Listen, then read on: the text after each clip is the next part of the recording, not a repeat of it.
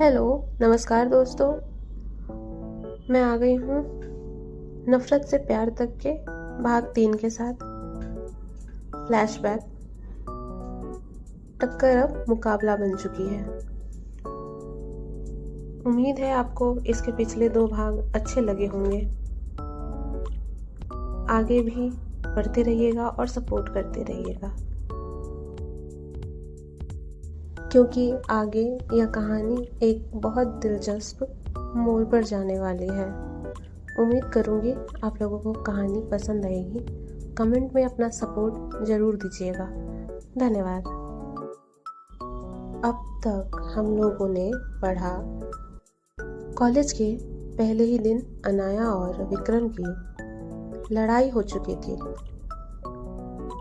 Corridor हो, canteen हो, basketball court हो या लाइब्रेरी, हर जगह बस उन्हीं दोनों की चर्चा थी।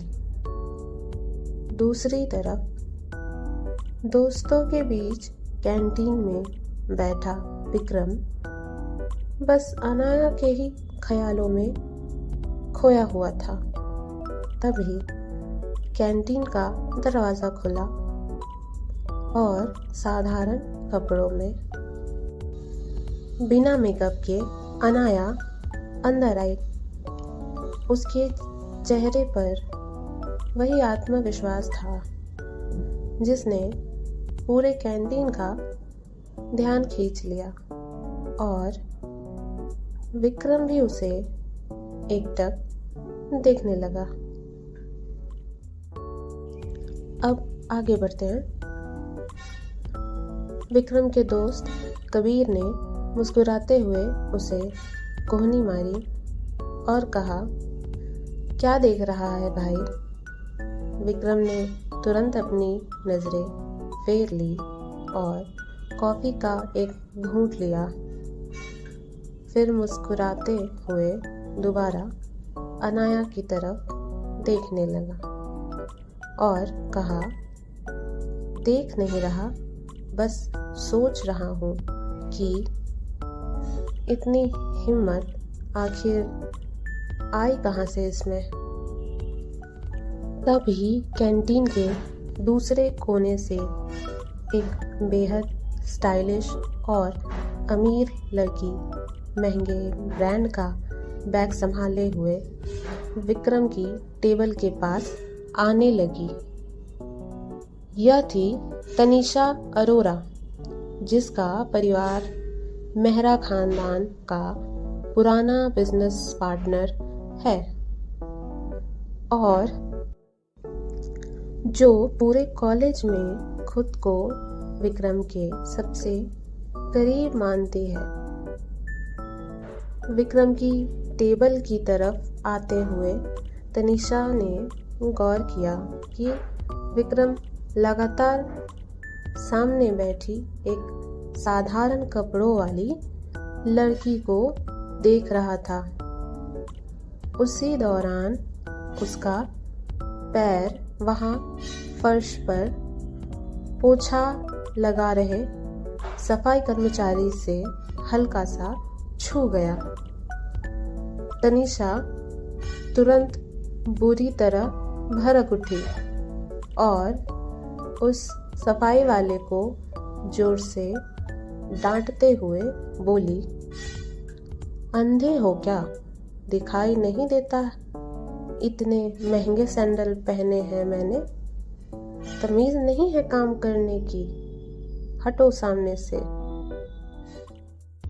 तनीषा की यह बदतमीजी और उसके अमीर होने की अकड़ देखकर कैंटीन में खड़ी अनाया का खून खौल गया, पर वो शांत रही और खुद पर काबू रखा। तनीषा आगे बढ़ी और उसने उस लड़की को सिर से पैर तक नीच और तिरस्कार भरी नज़र से देखा, जिस पर विक्रम की नजरें टिकी हुई थी। यानी कि अनाया। विक्रम ने भी तनीषा को अपनी टेबल की तरफ आते हुए देख लिया। फिर तनीषा ने अनाया को सुनाते हुए जानबूझकर अपनी आवाज़ ऊंची की और विक्रम के कंधे पर हाथ रखते हुए बोली, विश, आजकल तुम्हारी नजरें बड़ी अजीब जगहों पर टिकने लगी है। अपनी चॉइस इतनी चीप मत करो। वैसे तुम भूल तो नहीं गए शाम को हमारे डैड की बिजनेस पार्टी है और हमें जाना है। तनीषा की यह जोर से कही गई बात और उसकी तिरस्कार भरी नज़र अनाया तक साफ साफ पहुंच गई, जिससे उसका आत्मसम्मान आहत हुआ। अनाया को तनीषा के स्वभाव को समझने में ज़रा भी देर नहीं लगी। एक बेकसूर कर्मचारी पर रौब झाड़ना और किसी को कपड़ों से आंकना अनाया जैसी स्वाभिमानी लड़की के लिए यह समझने के लिए काफी था कि तनीषा कितनी घमंडी है। वहीं विक्रम ने तनीषा का हाथ धीरे से अपने कंधे से हटाया और बेहद धीमी लेकिन सपाट आवाज में मुस्कुराते हुए बोला, मेरी नज़रें कहाँ टिकती हैं और मेरी चॉइस क्या है ये सोचना तुम्हारा काम नहीं है। और रही बात शाम की पार्टी की, तो मेहरा एम्पायर की पार्टी है, मैं तो जाऊंगा ही, तुम अपनी फिक्र करो। विक्रम का यह बेरुखा जवाब सुनकर तनीषा को अच्छा नहीं लगा, लेकिन दूर खड़ी अनाया विक्रम की यह धीमी आवाज़ नहीं सुन पाई। उसे दूर से सिर्फ तनीषा का विक्रम पर हक जताना, उनकी नज़दीकी और विक्रम का मुस्कुराना ही दिखाई दिया। यह सब देखकर अनाया को एक पल के लिए गलतफहमी हो गई कि तनीषा विक्रम की गर्लफ्रेंड है और उसने तनीषा के स्वभाव को देखकर मन ही मन सोचा, घमंडी लड़के के साथ ऐसी ही घमंडी लड़की जचती है। उधर अनाया को महसूस हो रहा था कि कैंटीन में मौजूद कई लोगों की नज़रें उसी पर टिकी हुई है, लेकिन उसने किसी की तरफ ध्यान नहीं दिया। वह अपना खाना लेकर एक खाली टेबल पर जाकर बैठ गई और अगले लेक्चर की नोटबुक खोलकर पढ़ने लगी। उसे देखकर एक लड़की अपनी सहेली से फुसफुसाई, यही है वो स्कॉलरशिप वाली लड़की। तो दूसरी ने कहा, सुना है अपने पिछले कॉलेज की यूनिवर्सिटी टॉपर रही है और ऑल इंडिया मेरिट रैंक के दम पर यहाँ सीधे फाइनल ईयर में आई है। पहली ने फिर धीमे से कहा, लेकिन विक्रम मेहरा से टक्कर, ये बहुत महंगा पड़ेगा इसे।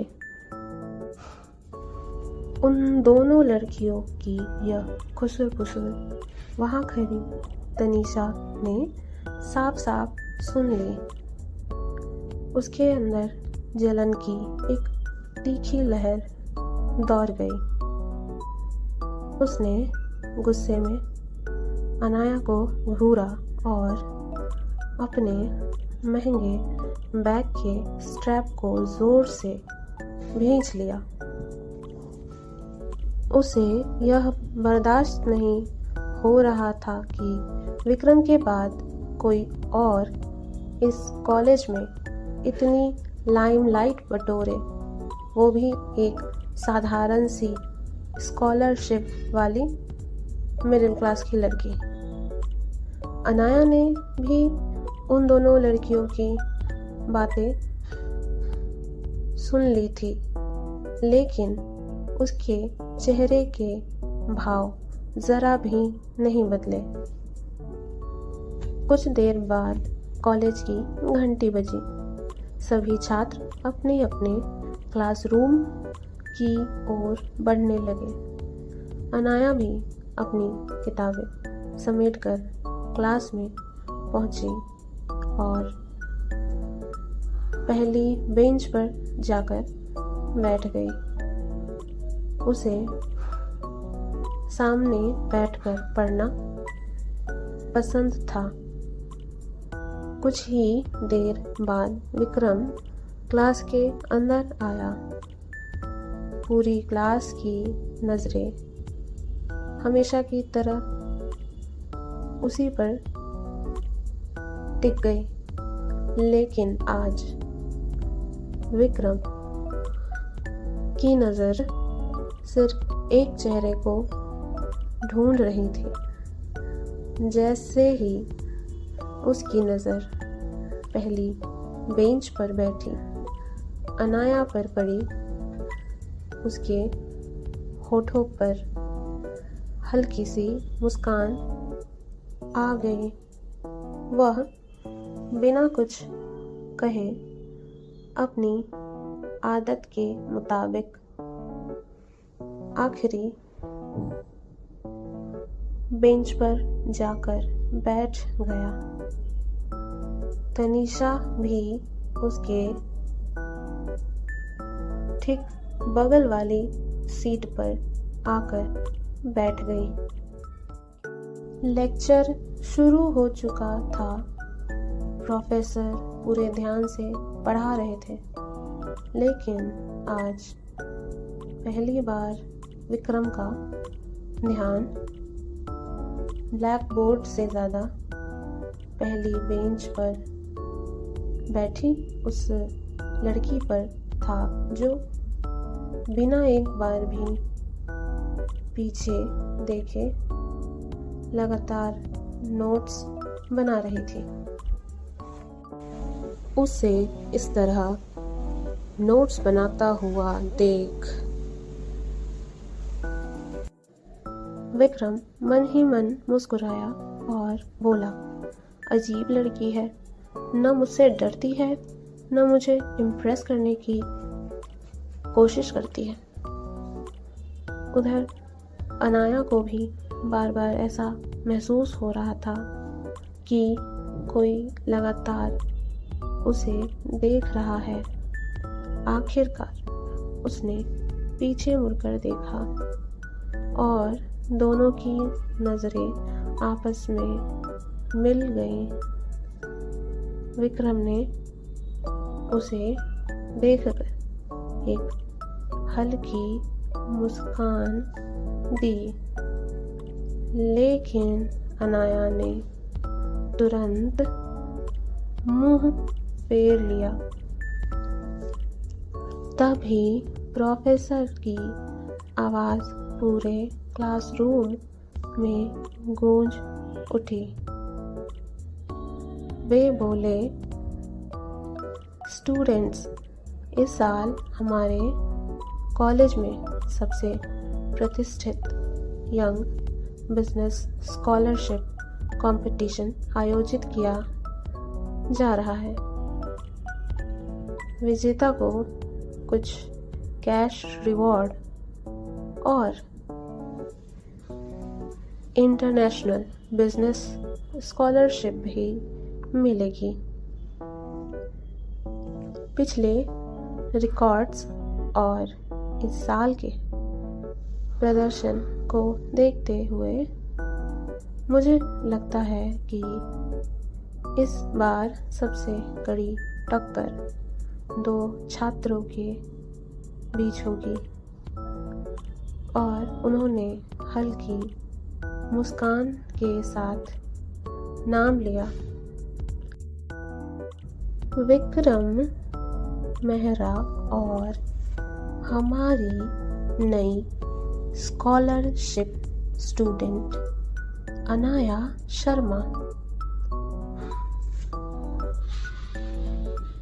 पूरी क्लास तालियों की गड़गड़ाहट से गूंज उठी, लेकिन उन तालियों के बीच तनीषा का चेहरा गुस्से से पीला पड़ चुका था।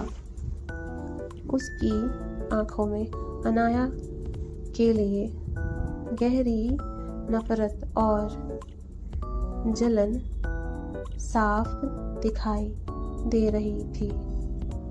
वह गुस्से में सुलग उठी कि प्रोफेसर ने विक्रम के साथ उसका नाम लेने के बजाय इस नई मिडिल क्लास लड़की का नाम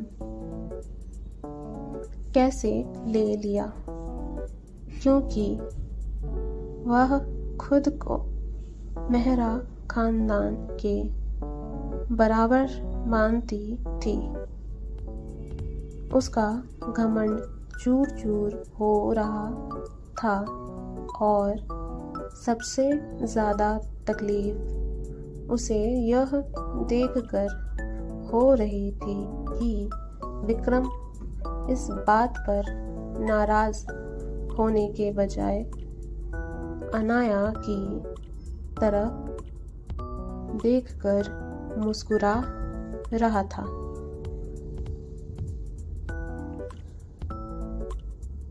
प्रोफेसर की बात सुनकर अनाया ने एक बार फिर पीछे मुड़कर विक्रम की तरफ देखा। विक्रम के चेहरे पर वही मुस्कुराहट तैर रही थी और उसकी आंखों में एक चैलेंज की चमक थी, जैसे उसे पहली बार कोई ऐसा मिला हो जो उसके रुतबे से डरता ना हो। अनाया ने भी बिना डरे उसकी आंखों में देखा। उसकी आंखों का भरोसा साफ बता रहा था कि वह पीछे हटने वालों में से नहीं है। दोनों समझ चुके थे कि अब ये सिर्फ बहस नहीं रही, बल्कि एक ऐसा मुकाबला बन चुकी थी जिसमें हार जीत से ज़्यादा दांव पर उनका आत्मसम्मान लगा था। विक्रम जहां अपनी ताकत, रुतबे और हमेशा जीतने की आदत पर भरोसा करता था, वहीं अनाया अपनी काबिलियत और तेज दिमाग के दम पर उसे धूल चटा देने का इरादा रखती थी। इसी तरह लेक्चर्स के साथ आज कॉलेज में अनाया का पहला दिन खत्म हो गया। वह थक कर अपने हॉस्टल के लिए निकल गई। दरअसल अनाया आज सुबह ही अपने शहर से मुंबई पहुंची थी। कॉलेज का पहला दिन होने की वजह से उसके पास बिल्कुल वक्त नहीं था, इसलिए सुबह आते ही उसने सिर्फ अपना सामान हॉस्टल के कमरे में रखा था और तैयार होकर सीधे कॉलेज के लिए भागी थी। हॉस्टल का इंतज़ाम उसके भाई ने पहले ही कर दिया था। खर्च कम करने के लिए अनाया ने खुद ही शेयरिंग रूम लेने को कहा था ताकि उसकी रूममेट के साथ पैसे आधे आधे बट जाए और उसके परिवार पर ज़्यादा बोझ ना पड़े। कॉलेज से हॉस्टल की दूरी वैसे तो सिर्फ 10 से 15 मिनट की थी, लेकिन बस या ऑटो का किराया बचाने के लिए अनाया ने पहले ही दिन पैदल जाने का फैसला किया, जिससे उसे पहुंचने में 25 से 30 मिनट लग गए। जब वह कमरे में पहुंची तो कमरा बिल्कुल शांत और खाली था। उसकी रूममेट अभी तक नहीं आई थी, जो अनाया के लिए अच्छा ही था, क्योंकि आज के लंबे और थका देने वाले दिन के बाद वह बिल्कुल अकेली रहना चाहती थी। उसने अपना बैग मेज पर रखा और थकी हुई आंखों से खिड़की के बाहर मुंबई की भागती हुई गाड़ियों को देखने लगी। मुंबई से दूर लगभग 6-7 घंटे की दूरी पर एक छोटे से मिडिल क्लास इलाके के घर में उसके पापा और भाई रहते थे, जिन्हें छोड़कर आज वो यहाँ आई थी। पापा की छोटी सी नौकरी से घर का खर्च जैसे तैसे चलता था, इसीलिए उसका बड़ा भाई अपनी पढ़ाई के साथ साथ रात को पार्ट टाइम जॉब करता था, ताकि वह न सिर्फ घर की जिम्मेदारियों में पिता का हाथ बटा सके, बल्कि अनाया के हॉस्टल के खाने और रहने का खर्च भी समय पर निकाल सके। अपने परिवार के इन्हीं संघर्षों को याद करके अनाया की आंखों में आंसू आ गए, लेकिन उसने तुरंत उन्हें पोंछ लिया। उसने अपना फ़ोन उठाया और अपने भाई को मैसेज किया, भाई मैं हॉस्टल पहुंच गई हूँ। कॉलेज का पहला दिन बहुत अच्छा रहा। उसने विक्रम और तनीषा वाले ड्रामे के बारे में कुछ नहीं बताया, क्योंकि वह उन्हें परेशान नहीं करना चाहती थी। तभी उसने सोशल मीडिया स्क्रॉल किया तो कॉलेज के ट्रेंडिंग पेज पर एक लाइव स्टोरी चल रही थी। Mehra empire success celebration. Anaya ने स्क्रीन पर देखा विक्रम ब्लैक सूट में बेहद डैशिंग लग रहा था और तनीषा उसके बगल में खड़ी मुस्कुरा रही थी। तभी तनीषा की कही बातें अनाया के कानों में दोबारा गूंज उठी, जो उसने विक्रम से कही थी अनाया को लेकर कि अपनी चॉइस इतनी चीप मत करो। यही सोचकर अनाया के चेहरे पर एक कड़वी मुस्कान आ गई। उसने फोन साइड में रखा और खुद से बोली, जो लोग बाहर से जितने चमकते हैं अंदर से उतने ही खोखले होते हैं। उसने मन ही मन तय कर लिया कि इस स्कॉलरशिप को जीतकर वह विक्रम मेहरा का घमंड तोड़ेगी और अपनी आगे की पढ़ाई पूरी तरह मुफ्त करवाएगी, ताकि उसके पापा और भाई पर से पैसों का बोझ हमेशा के लिए खत्म हो सके।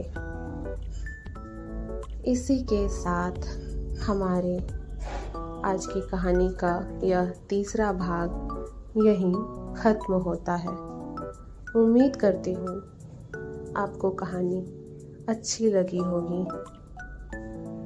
कमेंट में ज़रूर बताइएगा आपको कहानी कैसी लगी। दो लोगों के बीच एक ऐसी जंग जिसका अंजाम दोनों को नहीं पता। क्या ये सिर्फ टकराव है या किसी नए एहसास की शुरुआत? जानने के लिए पढ़िए अगला एपिसोड। बने रहिए हमारे साथ। अगर कहानी पसंद आ रही हो तो लाइक करें, कमेंट में अपनी राय ज़रूर बताएं और अगले भाग के लिए मेरे चैनल को सब्सक्राइब करना ना भूलें। धन्यवाद।